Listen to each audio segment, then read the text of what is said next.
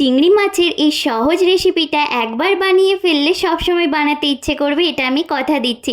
আজ তোমাদের সাথে দই চিংড়ির রেসিপি শেয়ার করব। প্রথমে মিক্সিং জারে পেঁয়াজ, আদা, রসুন, কাঁচা লঙ্কার একটা পেস্ট বানিয়ে নিচ্ছি। তবে আদা আর রসুনের পরিমাণটা একটু কম থাকবে। এদিকে চিংড়ি মাছে নুন মাখিয়ে সাদা তেলে ভালো করে ভেজে তুলে নিলাম। ওই তেলেই গোটা গরম মশলা আর পেঁয়াজের পেস্টটা দিয়ে ভালো করে কষিয়ে নিচ্ছি। তেল ছেড়ে এলেই 2 চামচ ফ্যাটানো টক দই অল্প অল্প জল দিয়ে কষিয়ে নেওয়ার পর চিংড়ি মাছগুলোও দিয়ে দিলাম। তারপরে স্বাদ অনুযায়ী নুন, জিরে গুঁড়ো, ধনে গুঁড়ো, কাশ্মীরি লঙ্কা গুঁড়ো একটু কালারের জন্য, তবে গুঁড়ো মশলার পরিমাণগুলো একদমই কম থাকবে।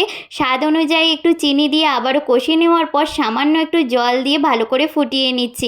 তারপরে শেষের দিকে যখন ফুটে আসবে 1 চামচ ঘি, গরম মশলা গুঁড়ো, একটু জায়ফল গ্রেট করে দিয়ে দিলাম, চেরা কাঁচা লঙ্কা দিয়ে নেড়ে চেড়েই কিন্তু পরিবেশন করলাম। এটা গরম ভাতের সাথে শুধু একবার খেয়ে দেখো, পুরো একদম ফিদা হয়ে যাবে।